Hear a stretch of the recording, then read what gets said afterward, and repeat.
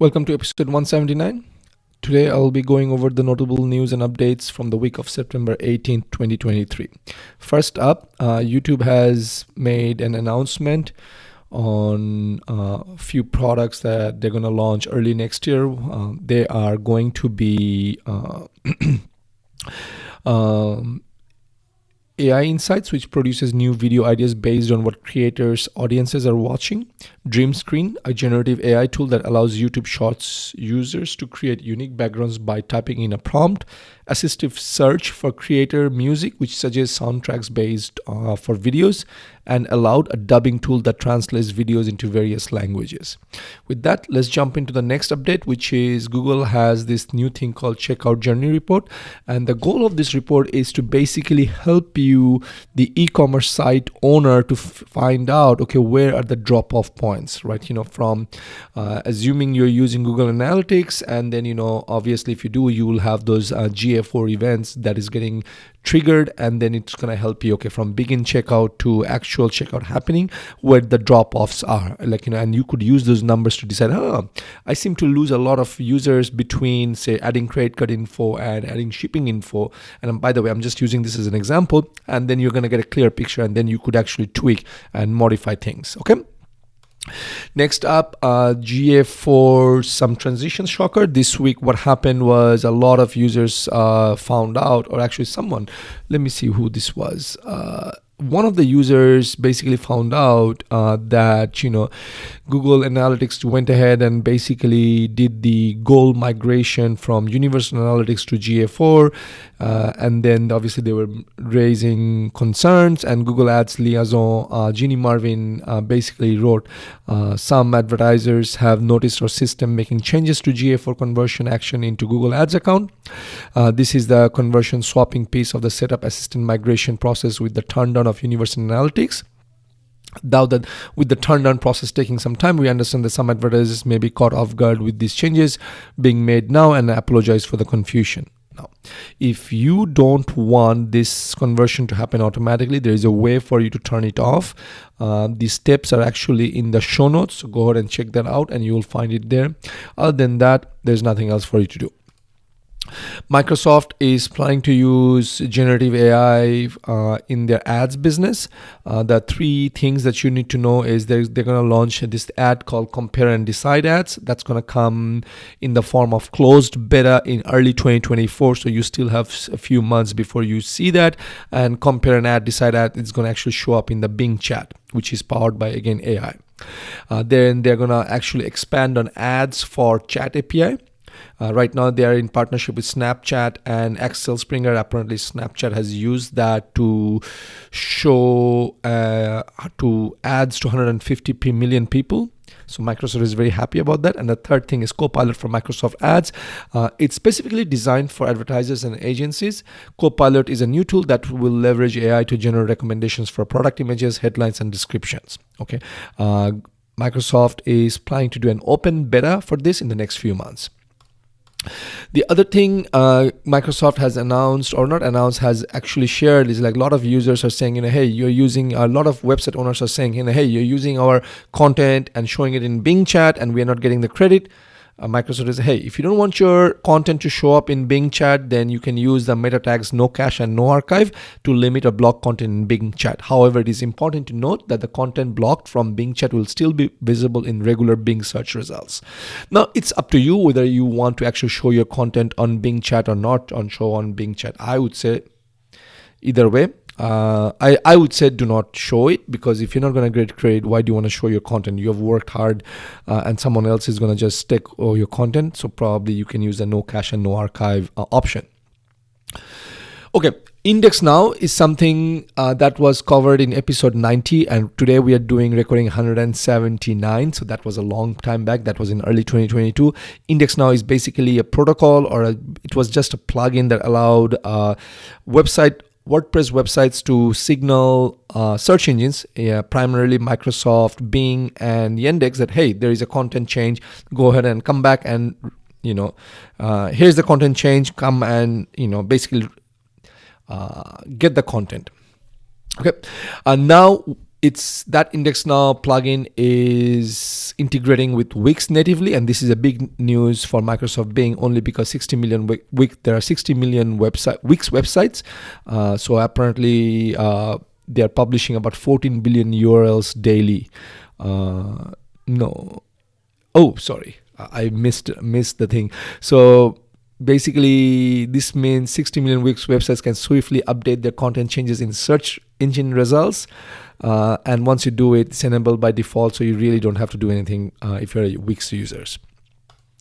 Microsoft is saying goodbye to links disavow tool. Links disavow tool was launched back in 2012. It's about 11 years ago, and back then it was a big thing. Now Microsoft is saying, hey, we have advanced so much that we don't need this tool anymore. Again, if you are unsure what a links disavow tool does, it's basically requests for search engines to ignore links to your domain.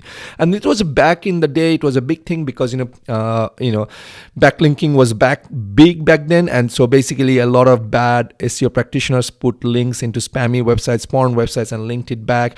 That was one, and the other thing is a lot of competitors used to do it, what's called a negative SEO campaign. But since then, search engines has evolved, and Google, for example, is more into helpful content updates, so this doesn't really matter anymore. So Microsoft is retiring it. Okay, Microsoft is adding new functionalities to the Bing Webmaster Tools. Now they're going to show data back. In the past, Bing only displayed web search and scrolling data. The updated report now provides metrics on Bing images, videos, news, knowledge panels, and chat data. However, users cannot filter solely by Bing chat. It's combined with web data. So it's still not perfect, but it still gives you a little bit more insights as to what's happening with the status of your content. And if you want to unlock better visibility with in terms of what's happening with your website in the world of Microsoft, then you want to use this tool called Microsoft Webmaster Tool, and because they have rolled out enhanced sitemap reporting features that aimed at improving website index coverage and user experience. These new features provide webmasters with a deeper understanding of how Bing web indexes their sites. Key enhancements include a page that displays all submitted and organically discovered sitemaps, complete with submission dates, status reports, last scroll dates, and a count of URLs found. The update also offers a detailed breakdown of the indexing status for URLs. So I hope you will find this helpful, and you probably want to take advantage of it and use it.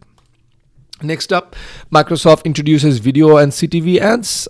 So with the video and CTV ads, you can show your ads on popular streaming platforms such as Max, Hulu, Bloomberg, as well as sites like MSN, Huffington Post, and Wall Street Journal. So if you're in the market for, if you're in the market to show your ads in any one of those platforms, go ahead and use it in Microsoft CTV ads. Okay, next up, moving into the world of Google. Google has taken a U-turn, and Google is now saying, yes, we admit sometimes we do play around with the ad costs, especially to meet our numbers for Wall Street at the end of the quarter.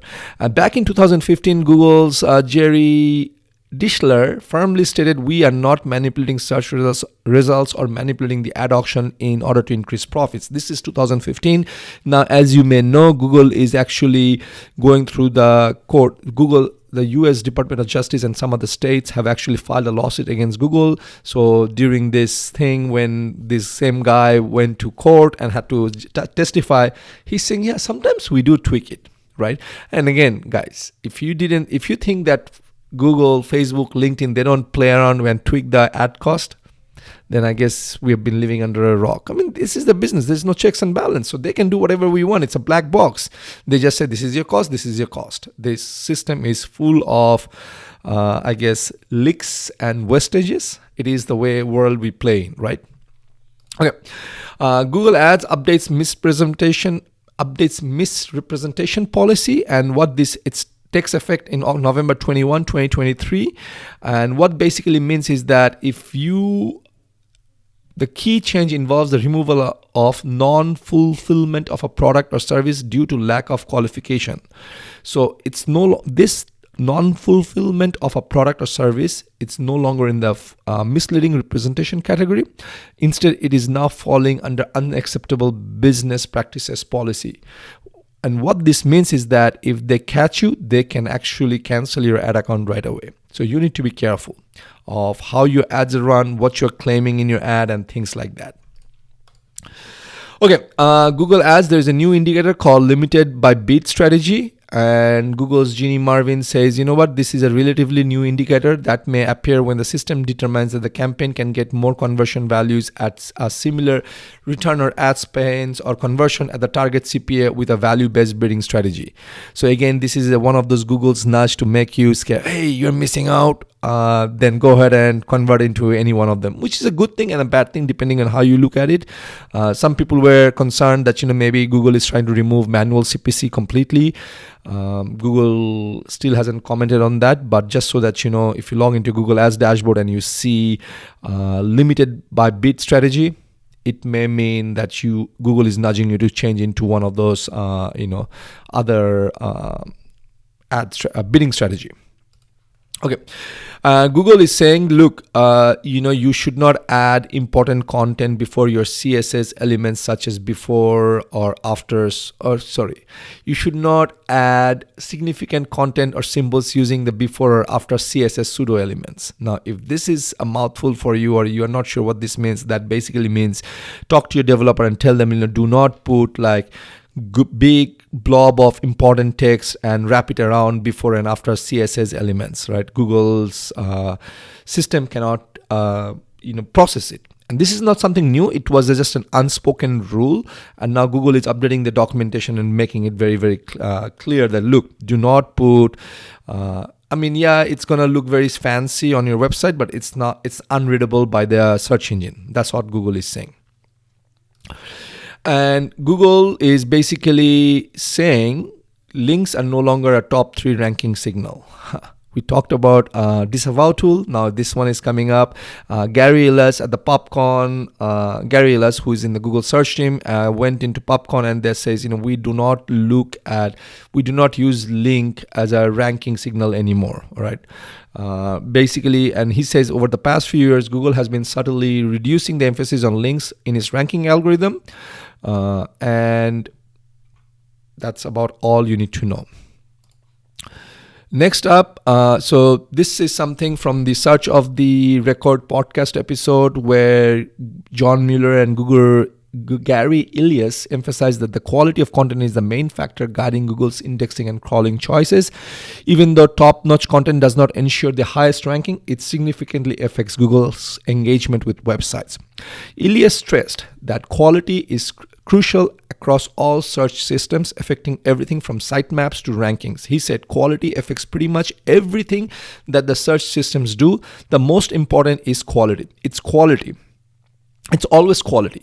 And I think externally people don't necessarily want to believe it, but the quality, that's the biggest driver for most of the indexing and crawling decisions that we make, right? So we have talked about it. I have spoken about helpful content. Okay, so I will read what more is there was said over there.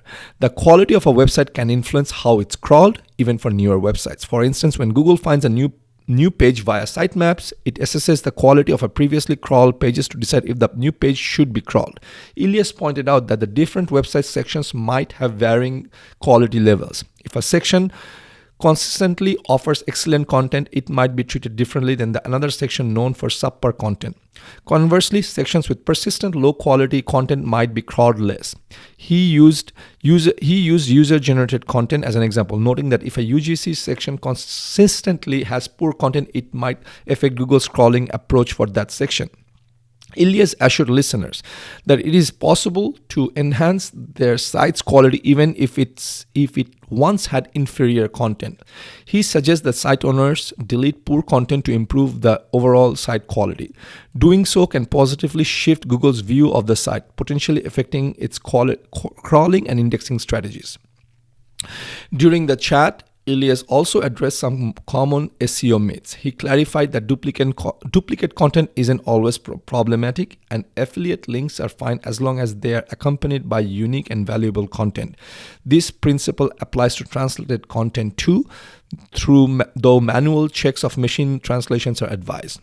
On the topic of affiliate link sites, Elias emphasized that the focus isn't solely on affiliate link. He mentioned if a product is reviewed, pictures are taken, and unique content is created, it counts as high quality content. With that, folks, that's it for This Week in Marketing. I hope this was helpful. Until next week, signing off. Bye-bye.